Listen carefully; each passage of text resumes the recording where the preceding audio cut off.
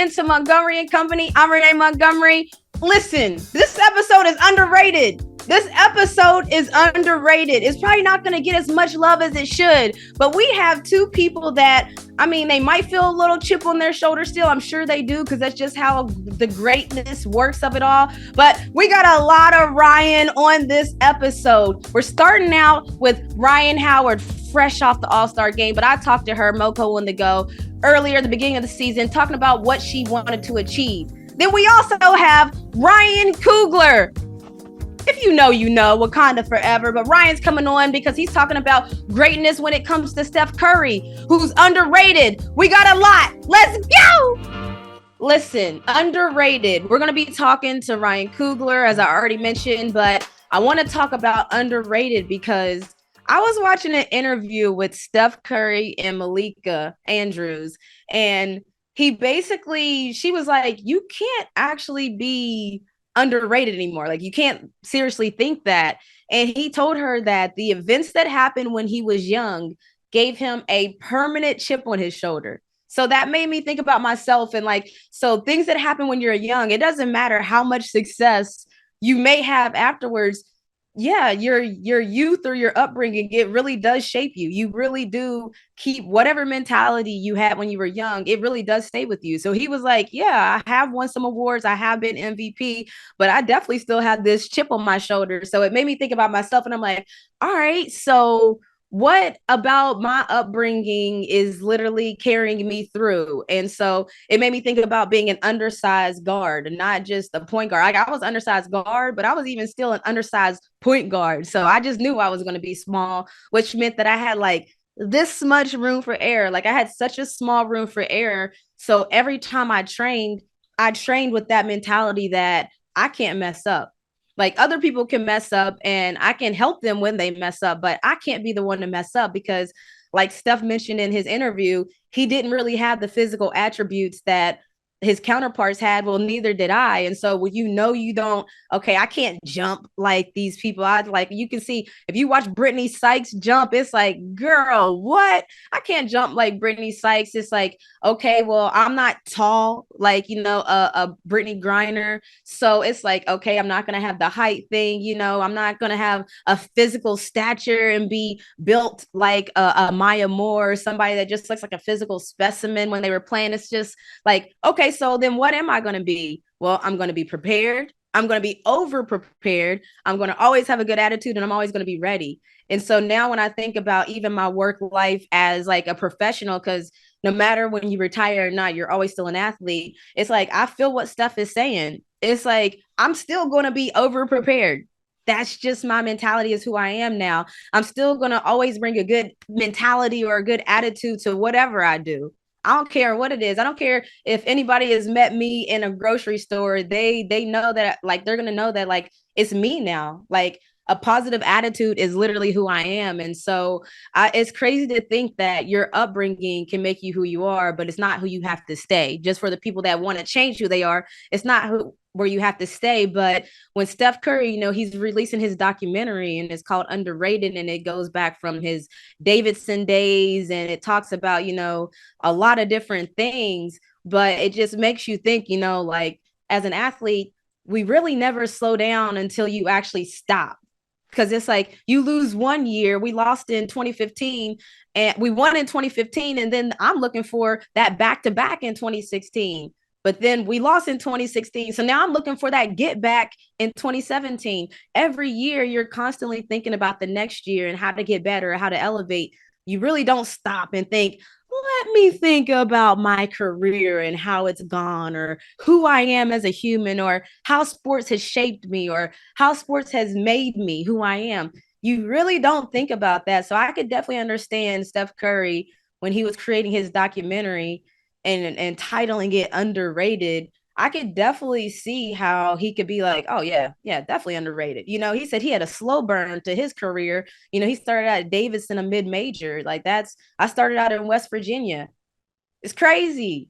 So we're going to talk a lot about underrated, but somebody that is not underrated, well, she better not be anymore, is Rhyne Howard, our #1 draft pick. Put some respect on her name. I was excited to see at WNBA All-Star, all of our squad, man, they all made 4-point shots, which is further back than the 3-point. It's what you do at All-Star games to make it fun. Cheyenne Parker made one. Big Al made one. And of course, Rhyne Howard, the sniper, made one. So we're going to have a conversation. I talked to Rhyne Howard with MoCo on the Go at Media Day. As all you guys know, I talked to every single one of the players. I just talked to them about their process, their thoughts, achieving greatness. I talked to Rhyne Howard specifically about like, what's your goals, girl? Like, you already were Rookie of the Year. You were already an All-Star last year. She was an All-Star again this year. So what goals are bigger than that? And, she talked to me all about it, but sometimes it's good to keep that chip on your shoulder. First of all, coming off, welcome back. Got you a little championship. Do you feel like you have to win a championship to learn how to win a championship?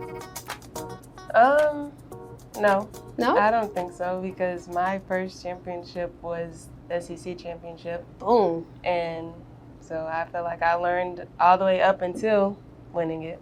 I love that. And so just so people know, you played against Cheyenne Parker, our squad versus our squad in the Italian championship. But there's a lot of discussion now because athletes are getting your legacy, right? Like your legacy building. You were Rookie of the Year, All-Star. Now you've won championships, SEC, Italian League. How much does that matter to you as you're building your legacy? Personally, not that much, because I'm big on team. So we won the championship over Italian League. Like, it was a we thing for SEC. It's not like basketball is 5-on-5, not 1-on-1. So it is definitely going to add to my legacy as well as everybody who is a part of it. No, I love that because this is great because there's a big discussion. Giannis said the same thing you said, like, no, it's the process and it's a team. And so as you grow and like, what are you trying to do? Like, what's your goals? Because a lot of people, you've reached a lot of people's goals already young. But so like, what are things that you want to do year 2? I mean, personal goals, of course, getting the MVP race. That. Come on! You got to follow that up, Rookie of the Year, follow it up, MVP. All WNBA team, all defensive team, but the main goals are team goals. We want to get in the playoffs. Facts. We want to win. Like, we want to show people what they're missing. I love that. Okay, so you said all defensive, though. I thought you were going to say all WNBA, but you said all defensive. I've been working on it. You okay? Because AG was talking about, like, she was excited that she thinks y'all can hold it down defensively. We got some big guards in the building. So goals defensively, does that take away from the offense? Do you think that might have to struggle? Or are you like, I'm two-way? Two-way. All the way. Defense is going to fuel the offense. Okay, look, I'm hyped, y'all, because this is 2 of our superstars talking about defense. What? Like, okay, so with this team, you're the leader of a team. Second year, what is that like? Because like you're pretty much the face of a team at, how old are you? 23. Okay, so what's that like? I mean, it's not as stressful as you would think because everybody's here to help. So as much of a face as I am, everybody's a part of it, and they're not like all looking at me. We're all looking at each other like face to face. It's not one person is doing this and one person's doing that. Everybody has a say. Everybody has a voice. I love that. This is like, you know what I'm saying? This is the star of our squad here right now. What are the things that you're adding to your bag all the time, like in the off season? What you coming back with? Y'all just gonna have to see. Oh, okay. I've been ready for this season since it ended. For real? So what, like you wanted it to end different? That was your motivation? Like what was it? I did want it to end different. That after that loss to New York, the locker room was, I didn't want to feel like that anymore. Wow, I love that. And so when the locker room's like that now, like they said LeBron, when they were going through the tryouts, he's like step 1, he's talking to them. Who's talking in the locker room like now in situations? Are you one of those? Because you don't have to be. I've had teammates like Amaya Moore, who she didn't necessarily talk a lot, but boy, you know what I'm saying? She did a lot of talking when she was out there, but we had talkers. So what kind of leader are you? Definitely more lead by example, but I will get in the locker room and say like what I'm seeing or ask questions like, what are y'all seeing? Like, what do y'all think we can fix? What do y'all see from me that I need to fix before I can tell y'all what y'all need to fix?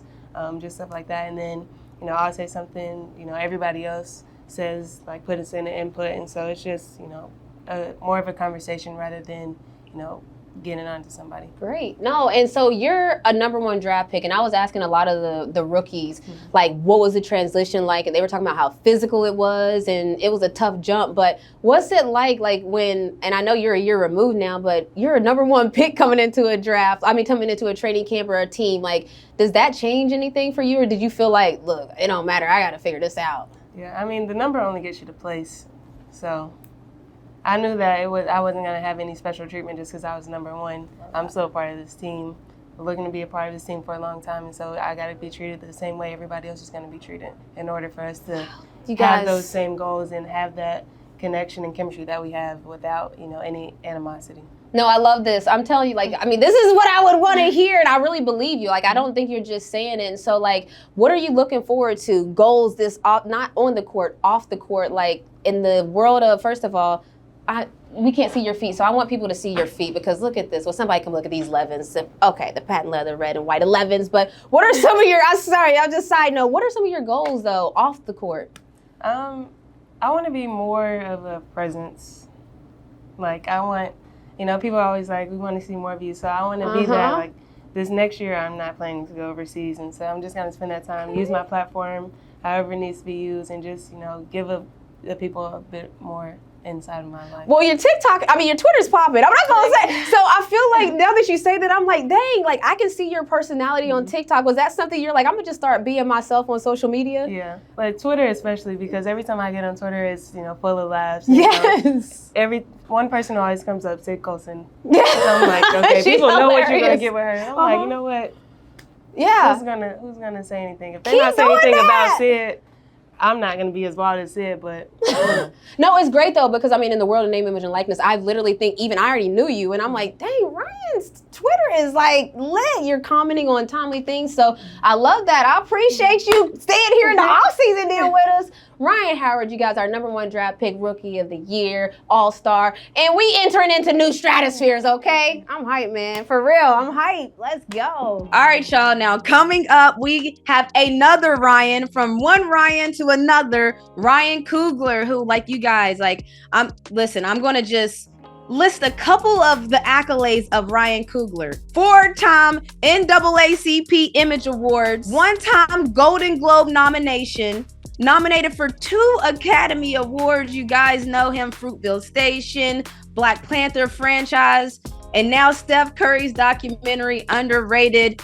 I could use so many basketball references, cliches. All he does is win, no matter what. He's buddies with Michael B. Jordan. They collab all the time, but I'm just excited because I love, y'all know I'm way too into, I call Atlanta Wakanda all the time. If anybody has heard me speak when I'm always mentioning Atlanta, I call it Wakanda down here. So we got the guy, and he's just continuing along with greatness because I love Black Panther franchise, but then also Steph Curry is going to be the greatest shooter of all time. It's not even going to be up for debate. So it's just my worlds are colliding. You guys, I'm about to talk to Ryan Coogler. All right, so y'all already heard my intro because it was so long that I didn't want to do it while he was sitting here. So the man that needs no introduction, Ryan Coogler. He's known for a lot of different projects, Fruitvale Station, Black Panther, and now Steph Curry's documentary, Underrated, which is out right now on Apple TV. We have the legend, Ryan Coogler. Welcome to Montgomery Company. Hey, thanks for having me. Okay, no, listen, so you've worked with, I always like to connect sports and entertainment because anybody that's worked with an athlete or worked with an entertainer, there's so much synergy. And I didn't really know it until I retired because there's certain types of ways that we go about things. So when you first got approached to work on Steph Curry's project, what were your thoughts considering, you're usually in more of the cinematic film type of role. So what made you say yes to Steph Curry's Underrated? Yeah.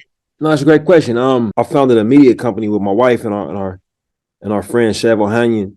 My wife is Zenzi Coogler. We started Proximity Media in 2018.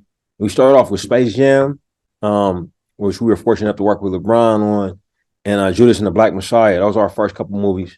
And in the years following, we decided to expand out into nonfiction, podcasts, and television. Eric Payton and Steph gave me a call from Unanimous, and I had this idea for what would become Stephen Curry Underrated. And I was actually really excited because we were set up as a company. We were ready to handle an incoming call like that. It was a beautiful idea. And Pete Nix, who we were recruited to partner with us and run nonfiction for us, very experienced nonfiction filmmaker from the in the style of cinema verite. He had just finished up a trilogy about different communities in Oakland, different systems. He kind of felt that this fit right into that creative line of thought, that creative dialogue. Doing a story about Steph, who's an adopted son of Oakland, who's brought us a lot of great pride and joy and success and positivity in his run with the Warriors. And so we were able to get going on that. And obviously Steph means a lot to us being from the Bay Area. I gotten to know him in his time there, and we were really excited to be the ones to help them tell the story. It's just crazy. First of all, y'all starting out with Space Jam and Judas and the Black Messiah, like, congratulations, my goodness. That a way to jump out of the gates. But you're welcome. I watched an ESPN interview with Steph and Malika, and I talked about this earlier in the podcast, but how is it possible? I want you to explain to me how a man like Steph Curry, who has won 4 championships and 2 MVPs, he said he still feels underrated, Ryan. Like, you were around him, you filmed the project. I'm sure it explains further, but like, can you just talk about that mentality? People who are exceptional at what they do, they tend to have to have a competitive drive that powers them through it, and that tends to be kind of what ties them all together. This love for the pursuit of their goals, and I think that's a part of it. Like he's adopted that underdog identity, based off of how he came up, and Pete does a beautiful job of telling that story, in this film, and I think that he could still find, like, with all of the analytics and all of the personalities and all of it's just a ubiquity of different voices out there. In this day and age of media, it's still people out there who still doubt him. You'll still hear from them and commentators. Crazy. I think it's against conventional wisdom, but it exists. You know what I'm saying? And it's not hard for him to find it. I'm sure there'll be people, this year who will say, yeah, man, Steph's due for a decline, or the Warriors are only going to do X, Y, and Z. And it's just fuel for his fire at this point. But what's great about the movie and this project is that even though the title is underrated, Pete Nix crafted a beautiful film that's a testimony to the community, to the family, to the mentors that actually didn't underrate Steph, that saw his value, saw in him, not just the potential for what could be, but the truth that was there at the moment. This was a guy who was committed to winning.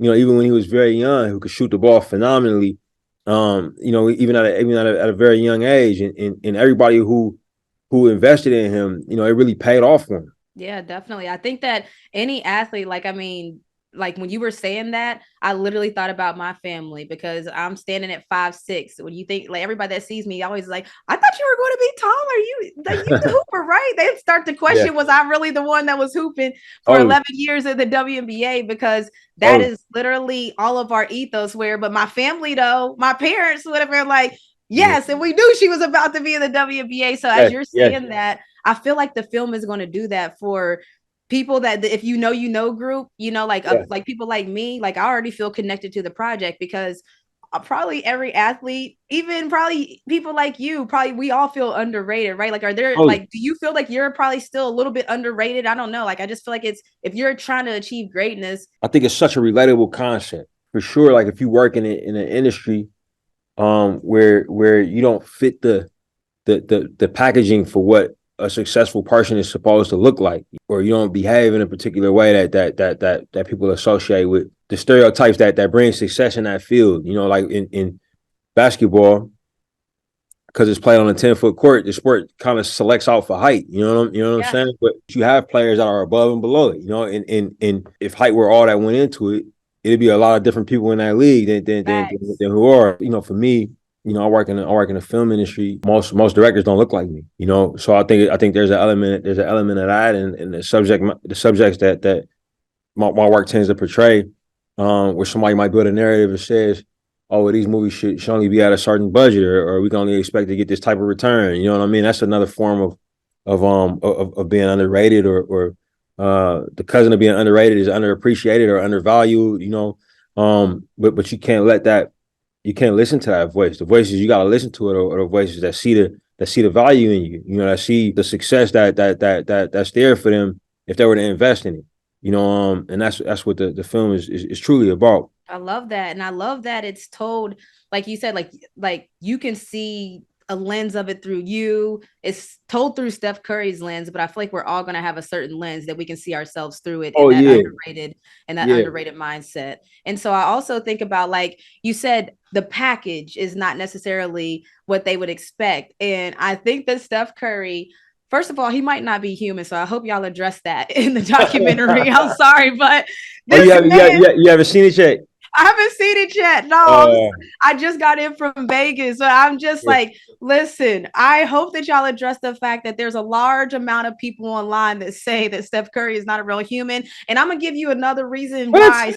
Yeah, like I'm going to tell you why. Because they say the way he shoots is not, it's like it's impossible. He makes it Steph-effortless. Have you watched the inside the NBA on TNT? It's Steph-effortless. Yeah. Yes. So then he also recently just won a golf championship, Ryan. I'm sorry, but this is not Steph. That's all they've been talking about. What's golf but like repetition, hand-eye coordination? You know what I'm saying? It's something that he cares about. He plays often. You know, he's been in that tournament before. He wanted to win, and I'm so excited for him, man. But you know, I'm not surprised when they told me about it. I'm like, exactly. You know, yeah. I would be surprised if they told me like he won like a bullfighting competition or something like that. You know what I'm saying? But like, agreed. Like golf, you know what I mean? I'm like, oh yeah, that makes sense. You know what I mean? I mean, I'm so glad you said that, because I was just about to say, are certain things transferable? I honestly firmly believe that a winning mentality is transferable, because I went from being a WNBA player and now I'm a co-owner and vice president, and I kept my exact same mentality where we're competitive. We got to be the best. Is that graphic? Oh no, our graphics are hitting. Yeah. That's that fire. It's like, have you seen like that?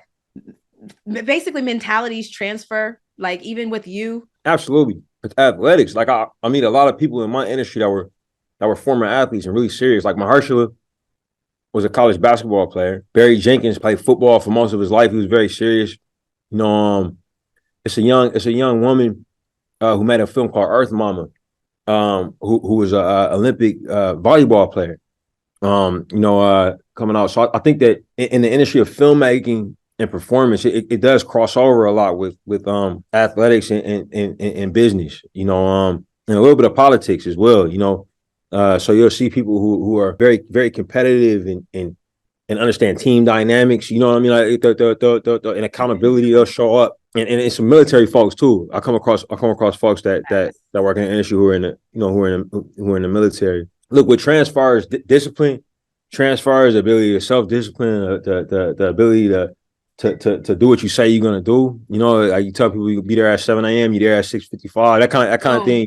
Boom. Yeah. And that's probably a little bit late, honestly. Like if in my day, if I'm supposed to be there at 7, if I got there at 6:55, I think anything could have went wrong, and I'm tripping because I could have easily been 5 minutes late rather than just 5 minutes early. So yeah, that rings a bell. You know, on film sets, man, like I can point out the former athletes because we usually there way too early, you know. Facts. It's just in case, and I like to get my mind. I like to be there so I can get my mind together, be in the right headspace. You said you used to play sports? Oh yeah. I played college football. I played football my whole life. Yeah. Okay, so that well, I can't say whole life now because I'm getting up there, but yeah, like my formative years, yeah. That's crazy. So that makes a lot of sense, because when you was talking that sports stuff, I was like, dang, he knows me. I was like, oh my God, but you know, I mean, you play professionally. That's another ball game. Like I was on scholarship, you know what I'm saying? But like actually, actually working, getting your checks and pension and insurance from playing that ball, you know, that's a whole other echelon, you know. But you still achieve that 2%. Nah, I talk about that 2% sometimes, and it's like, and first of all, when you said you getting up there, we're around the same age, so let's calm down. I'm sorry, I'm speaking for myself. You know what I'm saying? I'm not pulling nobody else into it. Stay right with us. We have more with Rhyne Coogler coming up next.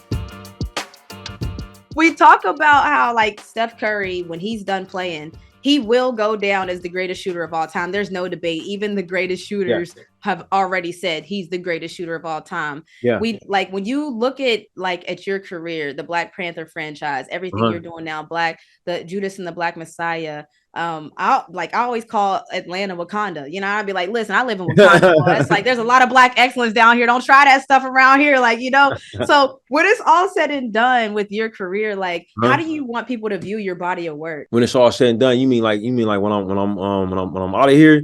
Yeah, I'm just saying when you're looking back at because as athletes, you know, Steph Curry, I watched his interview and he was like, it's kind of weird to look back and I'm still in my career. I never looked back until I was done. But I think like for you're creating work as we speak too. But like Steph is already going to go down as the greatest shooter. It's no debate. But, you know, what do you want your body of work to be seen as, you know? You know, what I do is entertainment. So it's like art mixed with commerce, I guess. But that's where they differ from sports, you know? Like sports, it could be very like definitive. You know what I'm saying? Like there's opinion involved, but there's also statistics. You know what I'm saying? Like nobody's made more 3-pointers than this guy. You know, that's a fact, right? You know, that's like a measurable. That's like a measurable fact. You know, that can't be argued. We have very few metrics like that in our business besides like a box office type metric or whatever. You know what I'm saying? You know, there's a lot of opinions and polls and things of that nature, but like it's not like sports where you're trying to like measure against other people, you're trying to win championships or what have you, you know. And I actually appreciate that about it because by the time I got done with ball, you know, I was actually ready to step away from that. You know what I mean? And look at something that was that had a little more room for interpretation, a little more room for measuring success. You know, something where everybody can win. Like winning didn't mean having to take somebody else out. You know what I mean? Yes, I do feel you. Yeah, and so you can collaborate. You know what I mean? Like if you like the work somebody else is doing, hey, let's make something together. You know, so I actually quite appreciate that, and I think if I was to think about like what I want people to think about after I'm gone is just that I made honest work. You know, I hope I have left the industry. The film in the filmmaking community, I left some contributions, you know, that paid it forward. You know, that's all I would ask, you know. Well, I'm gonna tell you then, was somebody who, you know, I study entertainment. I'm very much like I said, we have Think Tank Productions, my own company as well with my wife. I'm gonna tell you what I think about your work because I've seen almost everything you've done. And I think that every time you do something, there's an underlining message piece that's happening in the actual film. Like there's the film and then there's like what it stands for. So there's Black Panther, but then it's the culture that it stands for. And like, it's a whole anthem. Like I call a whole city now, a mentality is Black Panther. It's Wakanda here in Atlanta because Black excellence. And then I think about you did Creed 1. You started our great Black boxer hope. Like, you know what I mean? Like you started that whole thing. And we know Fruitville Station, Judas and the Black Messiah. When I think about your body of work, it's like there's a statement being made. And I agree with you. It's not the metrics that, like, I'm not talking about box office metrics. I'm not talking about nominations, awards, but I think your body of work is loud. And now knowing that you were a former athlete, it makes sense that you can do a Creed or you get that kind of mentality because athletes know a certain grind. And I'll even say entertainers, like there's a certain grind that you gotta have when the show must go on. Everybody ain't built for the show must go on no matter what's going on in your life. Like, you know what I'm talking about, right? Where it's like your world could be crumbling around you. And then it's like, I got a game tonight. Like I got to pull it together. So I just think that your body of work just, it speaks so loudly. That's why I was curious what you saw in your body of work. Cause to me, it's loud. That's kind of you to share. Yeah, I'm just working. You know what I'm saying? Trying to make things that are honest, that make sense, that are creatively inspiring for me when I'm making them. And with this film specifically, you know, I got to collaborate with one of my favorite people, you know, Pete Nix, who runs nonfiction for us at Proximity, and it was really just like kind of helping facilitate him delivering his vision on a movie that's about the power of being seen. You know, Steph was seen by a certain group of people, his family, his coach, the community at Davidson, the community, uh, in Oakland where I'm from. We saw him for what he was, and we were along for the ride for what was gonna happen. Not what could be, but what was destined. You know what I'm saying? And that part of it was just fantastic. One last thing. We know that you said you create stuff and you just want to create honest pieces. There's currently the strikes going on that everybody knows about. Like, what are your thoughts and how do you think the strike will affect the industry moving forward? I'm a member of the WGA, so my union is one of the two major unions that are on strike right now. And I'm here in solidarity with my fellow writers, and also with our sibling union, the Screen Actors Guild, who just joined the strike some days ago, and I'm able to promote this film because it's nonfiction. It was originated with non-WGA or SAG work, so thankfully I'm able to promote this. But yeah, I'm in solidarity with the writers. The strike is for a reason. It's a real honest to God labor dispute. It's a lot that needs to be sorted out before we get back to work, and I'm hoping that it gets settled, in a timely fashion. No, I see parallels with the women's game. Women's basketball is constantly growing and trying to have larger everything, salaries, lifestyle. So I see so many parallels. One last question about underrated. Like, what do you take away from working on a project like that? Like a lot of times when you work on a piece, a little bit of something leaves with you on every piece. Like, what do you take away from that? I mean, look, what I take away, what I look at it and when I look at the film is I think everybody can identify with Steph. Everybody's been underrated before, but I find myself hoping that I can be like Coach McKillop, like as a leader. I'm hoping that I can see people for what is and not what's missing. You know what I mean?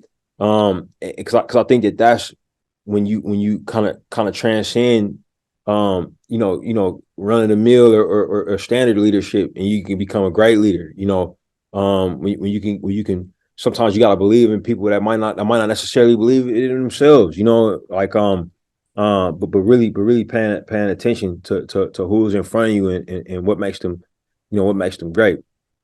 Man, that sounds like sports. Well, Ryan, I'm a big fan of yours, as you know, and I hope to one day work alongside of you. There's so much synergy. And I'm not sure where you're based, but if you're here in Atlanta in the summer, pull up on us. Yeah, I'm in Oakland. Oh, okay. Yeah. Oh, yeah. You just said, but pull up on us if you're ever in Atlanta. We have a WNBA team, the Atlanta Dream here. We're building something special, but thank you for joining me on Montgomery Co. Y'all, please check out Underrated on Apple TV. It covers the years of Steph Curry at Davidson. He tells why he declined Duke. Yes, you heard me right. Steph covers what made him have a permanent chip on his shoulder. It's going to be a masterpiece because, Ryan, that's what you do. Shouts to Pete Nix, who also had a heavy hand in this. And honestly, Pete, I'm going to holler at you, though, Pete. Pete was supposed to chop it up. So thank you, Ryan, for joining me on Montgomery & Company. I was going to have to do this one time. People, let's go. Let's go. Thank you, Ryan. All right, take care. Man, I told y'all, I tried to tell y'all this episode is underrated because when you get to hear from people that are trying to achieve greatness, have achieved greatness, like these are gems that are dropping. And one thing that always sticks with me in most of all the connectivity between athletes, entertainers, is to control your controllables. Like if you talk to anybody that Kobe, you can set a watch by him. He walks in the gym at the same time. He eats at the same time. He sleeps at the same time. TB12, he made a whole package around how he just handles his body, his mind, everything. He controls every controllable. So one way to achieve greatness or start to do it or to make generational changes is to control your controllables. We'll see y'all next week where it's a generational thing here at MoCo.